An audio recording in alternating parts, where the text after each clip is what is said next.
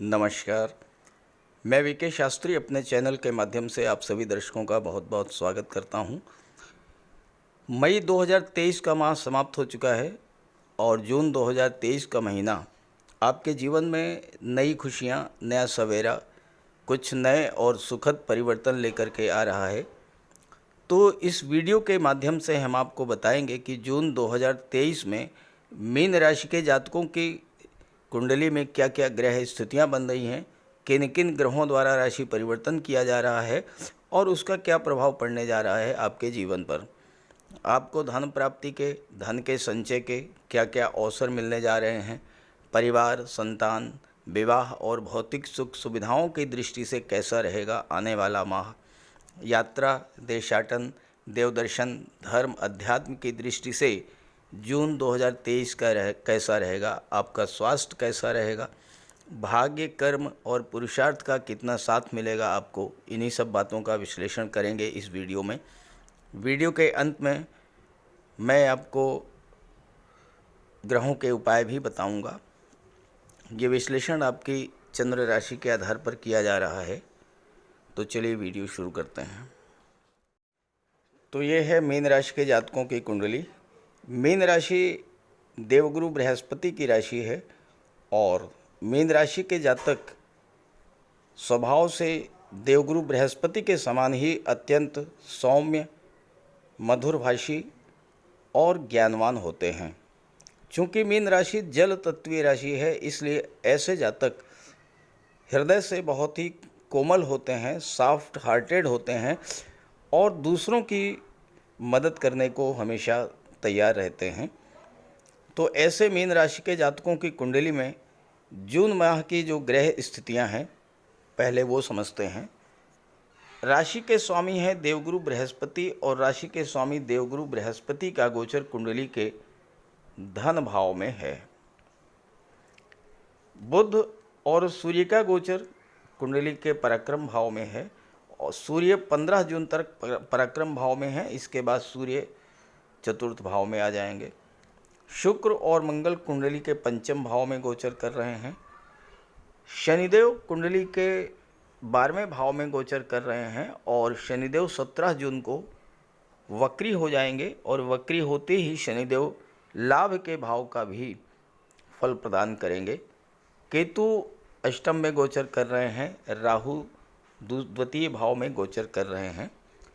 दशम भाव में कोई ग्रह नहीं है, लेकिन दशम भाव पर देवगुरु बृहस्पति की दृष्टि पड़ रही है। भाग्य भाव पर शनि की दृष्टि पड़ रही है और इसके स्वामी है मंगल। छठे भाव पर शनि और गुरु की दृष्टि पड़ रही है। सप्तम भाव में ना तो कोई ग्रह है और ना ही किसी ग्रह की दृष्टि पड़ रही है, लेकिन सप्तम भाव के जो स्वामी हैं युवराज बुध, वो चतुर्थ भाव के भी स्वामी होकर के पराक्रम के भाव में गोचर कर रहे हैं। तो ये तो हैं ग्रह स्थितियाँ। अब इसी के आधार पर विश्लेषण करते हैं हम जून 2023 का। किसी भी जातक की कुंडली में सबसे ज़्यादा महत्वपूर्ण होता है लग्न और लग्नेश। लग्न भाव का स्वामी किस भाव में गोचर कर रहा है, किस भाव पर दृष्टि डाल रहा है, इस बात का सर्वाधिक महत्व पड़ता है। और मीन राशि के जातकों के लग्न के स्वामी हैं देवगुरु बृहस्पति और देवगुरु बृहस्पति धन के भाव में गोचर कर रहे हैं और दशम भाव के स्वामी हैं। तो इसका सीधा सा अर्थ ये है, लग्न क्या होता है? लग्न भाव आपका व्यक्तित्व होता है। तो आपके लिए इस गोचर काल में अपने कार्य क्षेत्र से धन प्राप्ति का सबसे अच्छा अवसर प्राप्त होने जा रहा है। जो भी कार्य आप कर रहे हैं उस कार्य से आपको धन की प्राप्ति होगी। देवगुरु दशम के स्वामी तो हैं ही, देवगुरु की दृष्टि भी दशम भाव पर पड़ रही है और देवगुरु की दृष्टि जिस भाव पर पड़ती है उस भाव का विस्तार होता है। देवगुरु की दृष्टि में गंगा जल होता है, अमृत होता है। उस भाव को गंगा जल की तरह पवित्र कर देते हैं देवगुरु बृहस्पति। तो इस समय देवगुरु बृहस्पति आपके कार्य क्षेत्र में बहुत बड़ा सकारात्मक परिवर्तन लेकर के आएंगे। गुरु अत्यंत शुभ और सौम्य ग्रह हैं, तो आपके कार्य क्षेत्र में भी शुभता आएगी। कार्य जो भी आप कर रहे हैं उसको आप बहुत ही ज्ञानपूर्ण ढंग से बुद्धि विवेक का प्रयोग करते हुए आगे ले जाएंगे, क्योंकि गुरु ज्ञान के कारक हैं, गुरु बुद्धि के कारक हैं, गुरु विवेक के कारक हैं। तो अभी तक अगर कोई ऐसी स्थिति बन रही थी कि कार्य क्षेत्र में आप कोई डिसीजन नहीं ले पा रहे थे, आप तय नहीं कर पा रहे थे कि आपको क्या करना है या क्या किस दिशा में जाना है, तो अब जो है गुरु की दृष्टि पड़ते ही और गुरु के स्वामी होते ही कार्य क्षेत्र में आप सही डिसीजन ले पाएंगे, सही फैसले ले पाएंगे और सफलता की ओर आप आगे बढ़ेंगे। आपको आपके एफर्ट्स के प्रतिफल में धन की भी प्राप्ति होगी। और ये स्थिति केवल जून महीने में ही नहीं रहेगी। गुरु का गोचर आपकी कुंडली में 1 वर्ष तक रहेगा। अब अप्रैल 2024 तक गुरु धन भाव में ही रहेंगे और मीन राशि के जातकों के लिए 1 वर्ष ये जो आने वाला है अत्यंत श्रेष्ठ फल देने वाला होगा, क्योंकि आपको अपने कार्य क्षेत्र से धन की प्राप्ति होगी। आपको अपने एफर्ट्स का, अपने परिश्रम का पूरा प्रतिफल प्राप्त होगा। गुरु धन के कारक होते हैं। धन का कारक ग्रह धन के ही भाव में जब गोचर करेगा तो फिर धन प्राप्त होने का, ना प्राप्त होने का कोई अवसर ही नहीं है। धन तो प्राप्त हो करके रहेगा। दूसरा भाव जो होता है ये वाणी का होता है, तो आप अपनी वाणी के प्रभाव से अपने कार्य क्षेत्र से धन का अर्जन करेंगे। आप शिक्षक हैं, आप काउंसलर हैं, आप वकालत के क्षेत्र में हैं, आप न्यायपालिका के क्षेत्र में हैं, आप राजस्व विभाग में हैं। जहाँ जहाँ पर वाणी का प्रयोग होगा वहाँ वहाँ पर गुरु आपकी वाणी में ज्ञान, आपकी वाणी में शुभता लाएंगे और आप अपनी वाणी के बल पर धन की प्राप्ति करेंगे। सेकंड हाउस जो है ये परिवार का भी होता है। इस समय आपको आपके कार्य क्षेत्र में अपने परिवार का भी पूरा पूरा साथ मिलेगा। आप कोई व्यापार व्यवसाय करते हैं, हो सकता है किसी वजह से आपके परिवारीजन आपसे नाराज़ चल रहे थे, आपके कार्य में हाथ नहीं बटा रहे थे, लेकिन अब गुरु के सेकंड हाउस में आते ही आपके जो परिवारीजन हैं, परिवार के जो लोग हैं, वो भी आपको सपोर्ट करना शुरू कर देंगे। गुरु की दृष्टि 6ठे भाव पर पड़ेगी और 6ठे भाव के स्वामी हैं सूर्य। तो मीन राशि के वो जातक जो कि प्रतियोगी परीक्षाओं की तैयारी कर रहे हैं, कॉम्पिटिटिव एग्ज़ाम्स की तैयारी कर रहे हैं, उनके लिए ये समय बहुत अच्छा है, क्योंकि 6ठे भाव पर गुरु की दृष्टि पड़ रही है और 6ठे भाव के स्वामी हैं स्वयं भगवान भुवन भास्कर सूर्यदेव। और सूर्यदेव का गोचर 15 जून तक पराक्रम के भाव में है और 15 जून के बाद सूर्य चतुर्थ में आएंगे और आपके कर्म भाव पर दृष्टि डालेंगे। तो ये जो समय है आपका जून का महीना, ये आपके मेहनत का, आपके परिश्रम का आपको रिवार्ड मिलने का समय है। को पंचम होता है, 6ठा भाव जो होता है ये कंपटीशंस का होता है, ये नौकरी का होता है, ये सर्विस सेक्टर का होता है।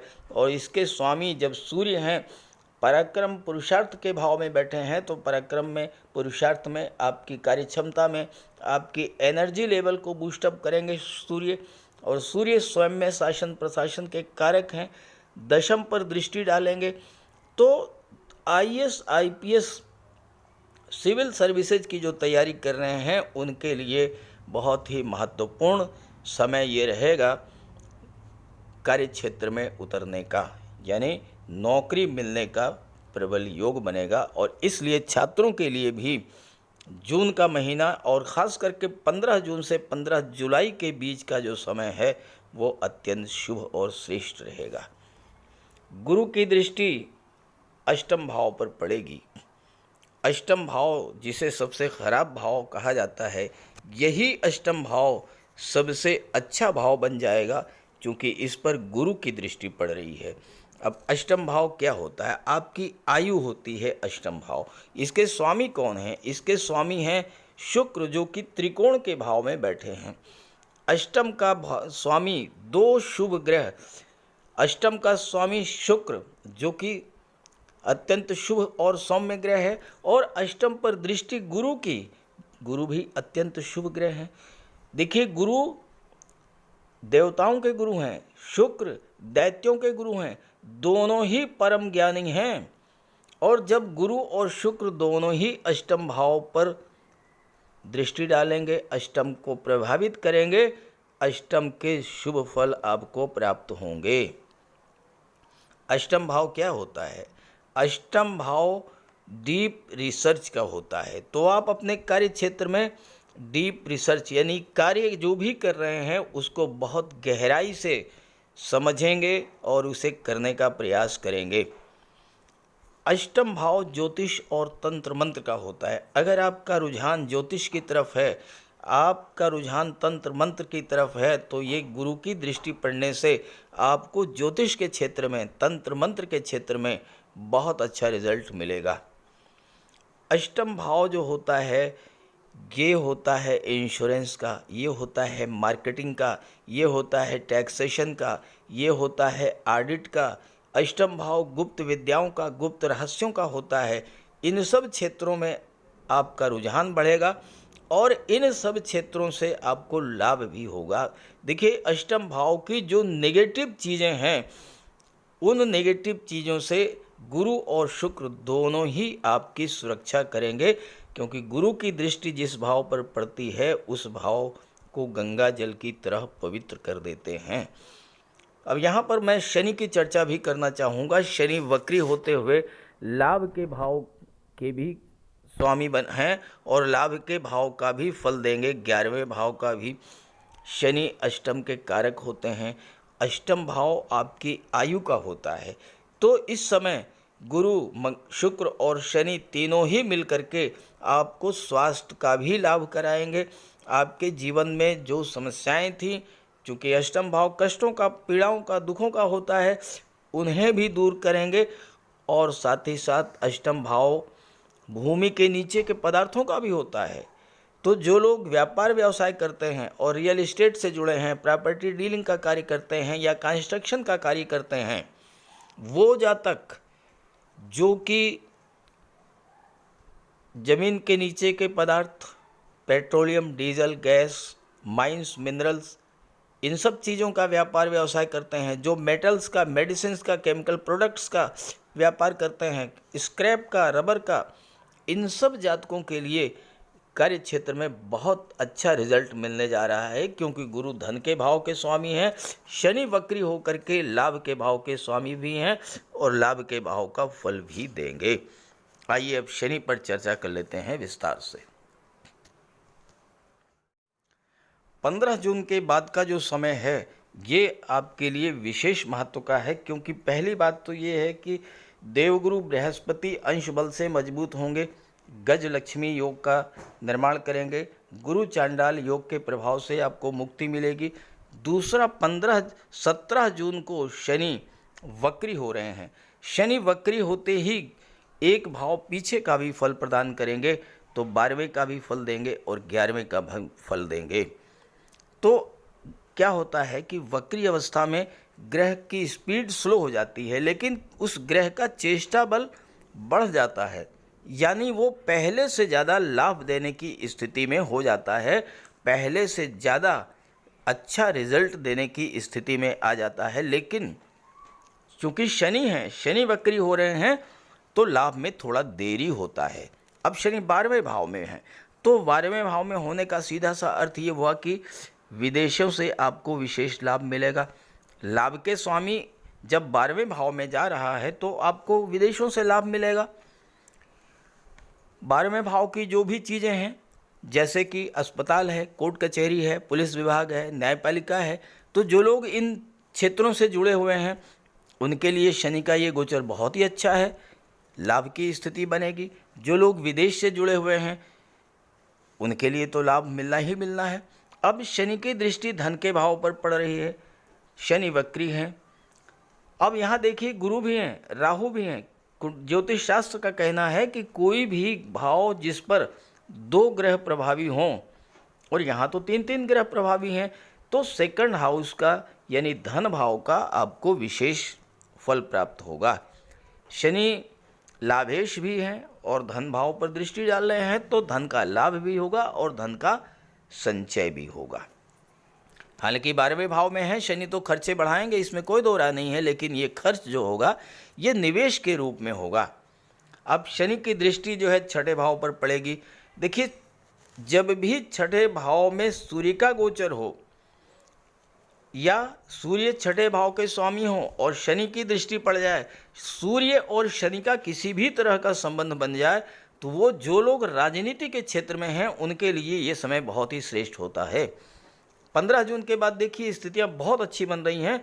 सूर्य चतुर्थ भाव में आ रहे हैं। चतुर्थ भाव होता है राज सिंहासन का, दृष्टि पड़ रही है धन के भाव पर। तो पॉलिटिक्स के क्षेत्र में जो लोग हैं या जो लोग IAS IPS या सिविल सर्विसेज में हैं, जो लोग उच्च प्रशासनिक सेवाओं में हैं, उनके लिए 15 जून के बाद का समय बहुत ही महत्वपूर्ण है। अब एक चीज़ मैं आपसे ज़रूर कहना चाहूँगा कि आपके जीवन में 7.5 का प्रथम चरण गतिमान है। आप उन चीज़ों से बचें जो शनि को पसंद नहीं हैं, जैसे आपको झूठ, छल, कपट, फरेब, आलस्य, ये चीज़ें, इनसे आपको दूर रहना होगा। आप गरीबों की मदद करें। शनि 12वें भाव में है। 12वां भाव दान पुण्य का होता है, चैरिटी का होता है, धर्म का होता है, अध्यात्म का होता है। तो इन चीज़ों से आप अपने आप को जोड़ें। आपके पास कोई गरीब, लाचार, दिव्यांग व्यक्ति आता है, असहाय व्यक्ति आता है, आप जो उसकी सेवा कर सकते हैं वो करें, जितनी हेल्प कर सकते हैं वो करें। अधिक से अधिक आप चैरिटी करेंगे, दान पुण्य करेंगे, गरीबों की मदद करेंगे, आपके लिए ये गोचर बहुत ही शुभ फल देने वाला होगा। पंचम में शुक्र का गोचर है। शुक्र और मंगल दोनों ही पंचम में गोचर कर रहे हैं। 6ठे भाव के स्वामी हैं बुध। 6ठे में कोई ग्रह नहीं है, लेकिन यहाँ पर शुक्र और मंगल सप्तम को प्रभावित करेंगे, क्योंकि शुक्र मंगल की जब युति बनती है तो मेल फीमेल के बीच में आकर्षण बहुत ही तीव्र हो जाता है। तो जून के महीने में शुक्र मंगल पंचम में ही रहेंगे, लाभ के भाव पर दृष्टि डालेंगे। तो लाभ किस चीज़ का मिलेगा? लव रोमांस का मिलेगा। तो आपका रिलेशन अगर है वो विवाह में परिणित हो सकता है, या फिर नए संबंध, आपके नए रिलेशंस जो है वो इस गोचर काल में बन सकते हैं। और शुक्र एकादश पर दृष्टि डाल रहे हैं। शनि एकादश के स्वामी हैं, एकादश को प्रभावित भी करेंगे, तो शुक्र से संबंधित चीज़ों का भी आपको लाभ मिलेगा। कला और सौंदर्य से जुड़ी हुई चीज़ें हैं, उनसे आपको लाभ मिलेगा। आप अपनी कला का प्रदर्शन विदेश में कर सकते हैं, चूँकि शनि विदेश भाव के स्वामी हैं। मंगल यहाँ पर बैठे हुए हैं, छात्रों के लिए बहुत अच्छा है। मंगल पंचम भाव में बैठे हैं। 6ठे का स्वामी सूर्य है। मंगल जो कि सूर्य के मित्र हैं, सेनापति हैं, मंगल और सूर्य राजा हैं।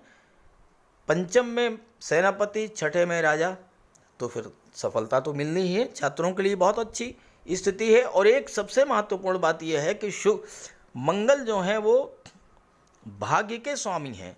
भाग्य के स्वामी होकर के पंचम में बैठे हैं, शिक्षा के भाव में बैठे हुए हैं। तो छात्रों को विदेश जाने का, उच्च शिक्षा के लिए विदेश जाने का भी योग बनेगा। मंगल भाग्य भाव के स्वामी है, भाग्य का सपोर्ट मिलेगा। आपके पिता गुरु का भी आपको सहयोग मिलेगा। इस गोचर काल में आप छोटी छोटी यात्राओं पर भी जा सकते हैं और तीर्थ यात्राओं पर भी आपको जाने का योग बनेगा। बुध यहाँ पर चतुर्थ के स्वामी हैं और चतुर्थ के स्वामी होकर के तीसरे भाव में गोचर कर रहे हैं। तो आप अपने पराक्रम और पुरुषार्थ के बल पर चौथे भाव की चीज़ों का लाभ प्राप्त करेंगे। सूर्य यहाँ पर हैं, सूर्य चौथे भाव को प्रकाशित कर देंगे। तो सीधी सी बात है कि भूमि, भवन, प्रॉपर्टी, इन सब चीज़ों का लाभ आपको मिलेगा। हालांकि सूर्य जब चतुर्थ में होते हैं तो मातृभूमि और माता से दूरी बना देते हैं। तो ये स्थिति तो आपके जीवन में बन ही रही है। शनि 12वें भाव में बैठे हुए हैं, विदेश के भाव में बैठे हैं, तो आपके लिए विदेश जाने का प्रबल योग बन रहा है। 15 जून के बाद सूर्य जैसे ही चतुर्थ भाव में आएंगे, चतुर्थ भाव आते ही आपके विदेश जाने का योग बन जाएगा। तो इस तरह से ये कुल मिलाकर के मीन राशि के जातकों के लिए जून का महीना बहुत ही अच्छा रिजल्ट दे लेकर के आ रहा है। ख़ास करके 15 जून के बाद की जो स्थितियां हैं वो बहुत ही बेहतर हैं आपके लिए। इसका लाभ उठाएं और आपकी जन्म कुंडली में जो भी ग्रह कमज़ोर हो उसका उपाय करें। लेकिन उससे पहले बात कर लेते हैं जून माह के व्रत त्योहारों के बारे में। तो ये जून माह के व्रत त्योहारों की लिस्ट आपके सामने है, चाहे आप इसका स्क्रीनशॉट ले सकते हैं। 1 जून गुरुवार के दिन गुरु प्रदोष व्रत है। 3 जून को ज्येष्ठ पूर्णिमा का व्रत है। 4 जून को ज्येष्ठ पूर्णिमा स्नान और दान। 5 जून सोमवार को आषाढ़ माह का प्रारंभ। 7 जून को आषाढ़ संकष्टी चतुर्थी। 10 जून को मासिक कालाष्टमी व्रत। 14 जून को योगिनी एकादशी व्रत। 15 जून को गुरु प्रदोष व्रत और मिथुन संक्रांति। 16 जून को शुक्रवार आषाढ़ मासिक शिवरात्रि। 17 जून को दर्श अमावस्या। 18 जून को आषाढ़ अमावस्या। 20 जून को जगन्नाथ रथ यात्रा। 22 जून को आषाढ़ विनायक चतुर्थी। 24 जून को स्कंद षष्ठी व्रत। 26 जून को मासिक दुर्गाष्टमी। 29 जून को देवशयनी एकादशी गौरी व्रत चातुर्मास का प्रारंभ और 30 जून को वासुदेव द्वादशी। अब आइए बात कर लेते हैं उपायों पर। किसी भी जातक की कुंडली में बनने वाले राजयोगों का संपूर्ण लाभ उसे तब मिल पाता है जब राजयोग बनाने वाले ग्रह कुंडली में मजबूत स्थिति में हों। और ज्योतिष शास्त्र में ग्रहों को बल प्रदान करने के लिए उपायों की व्यवस्था की गई है। तो अगर आपकी जन्म कुंडली में राजयोग बनाने वाले ग्रह कमज़ोर स्थिति में हैं, अंश बल से कमज़ोर हैं, तो ग्रहों का उपाय ज़रूर कीजिए। इससे ग्रहों को बल प्राप्त होगा और आपको राजयोग का संपूर्ण लाभ प्राप्त हो पाएगा। सबसे पहले मंगल की बात करते हैं। इसके लिए बजरंगबली की उपासना कीजिए, हनुमान जी की आराधना कीजिए, हनुमान चालीसा का पाठ कीजिए, हनुमान जी के मंदिर में जाकर के उनके चरणों में बैठिए और उनके चरणों का सिंदूर अपने मस्तक पर धारण कीजिए। मंगलवार के दिन स्नान के बाद लाल वस्त्र धारण कीजिए। मंगलवार का व्रत रखिए। हनुमान जी को सिंदूर में चमेली का तेल मिला करके अर्पित करें। हनुमान जी को चोला चढ़ाएं और मूंगा धारण कर सकते हैं, लेकिन किसी योग्य ज्योतिषी से परामर्श लेकर। और मंगलवार के दिन लाल वस्त्र, गेहूँ, गुड़ और तांबे का दान करने से भी मंगल को बल प्राप्त होता है। जहाँ तक देवगुरु की बात है, देवगुरु बृहस्पति को प्रसन्न करने के लिए गुरुवार का व्रत रखिए। 5 गुरुवार, 11 या 43 गुरुवार का व्रत रखें। घर में केले का एक वृक्ष लगा लें और उसकी सेवा करें। स्नान करते समय पानी में हल्दी या केसर मिलाकर स्नान करें और हल्दी या केसर का तिलक लगाएं। भूल करके भी गुरु, साधु, संतों का, माता पिता का अपमान ना करें। माता पिता, गुरु और वृद्धों का सम्मान करें, उनकी सेवा करें और उनका आशीर्वाद प्राप्त करें। तोते को चने की दाल खिलाएं, इससे बुध और गुरु दोनों प्रसन्न होते हैं। पुखराज भी धारण कर सकते हैं गुरुवार के दिन, लेकिन योग्य ज्योतिषी का परामर्श लेकर ही कोई रत्न धारण करें। ज़्यादा बेहतर ये है कि हल्दी की एक गांठ पीले वस्त्र में बांधकर अपने बाजू में बांध लीजिए और पीले रंग के वस्त्रों का ज़्यादा प्रयोग कीजिए। चादर, तकिए, गिलाफ ये सब पीले रंग के रखिए, पर्दे। शुक्र को बल प्राप्त हो, इसके लिए माता लक्ष्मी की उपासना कीजिए और 21 या 31 शुक्रवार को व्रत रखें। शुक्रवार के दिन सफ़ेद रंग के वस्त्र, चीनी, चावल, दूध और दही, घी से बने पदार्थों का सेवन करें।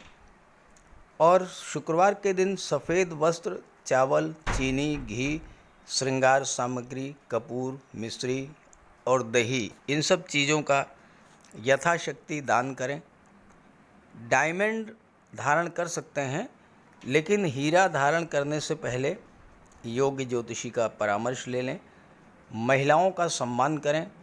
शुक्रवार के दिन कन्याओं को खीर और मिष्ठान का भोजन कराएं। इत्र का प्रयोग करें। घर को साफ सुथरा रखें और भगवान शिव को श्वेत पुष्प अर्पित करें। जहाँ तक बुध की बात है तो बुधवार के दिन तुलसी का पौधा लगाकर उसकी सेवा करें। गाय की सेवा करें। गाय को हरा चारा खिलाएं। हरियाली बढ़ाने वाले पौधे लगाएं और दान करें पौधों का, क्योंकि बुध को हरा रंग अत्यंत प्रिय है। बुधवार को घर के मेन डोर पर पंच पल्लव का तोरण लगा दें और किन्नर को दान देकर उसका आशीर्वाद प्राप्त करें। देवी दुर्गा के मंदिर में हरे रंग की चूड़ियाँ दान करें। गणेश जी की उपासना करें और साबुत हरी मूंग हरे कपड़े में बांधकर अर्पित करें। बुधवार के दिन हरे रंग के रुमाल, मोजे और टाई का प्रयोग करें। ओम बुम बुधाय नमः इसका एक माला जाप करें। पन्ना धारण कर सकते हैं, लेकिन परामर्श के बाद किसी योग्य ज्योतिषी से। और ना तो झूठ बोलें और ना ही किसी को अपशब्द कहें। जहाँ तक शनिदेव की बात है तो कम से कम 19 और ज़्यादा से ज़्यादा 51 शनिवार का व्रत रखें। पीपल के वृक्ष के नीचे सरसों के तेल का दीपक जलाएं।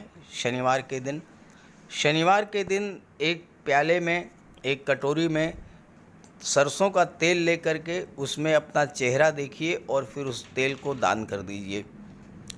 उड़द से बनी पंजीरी, पकौड़ा, चीला, बड़ा, इन सब का सेवन करिए।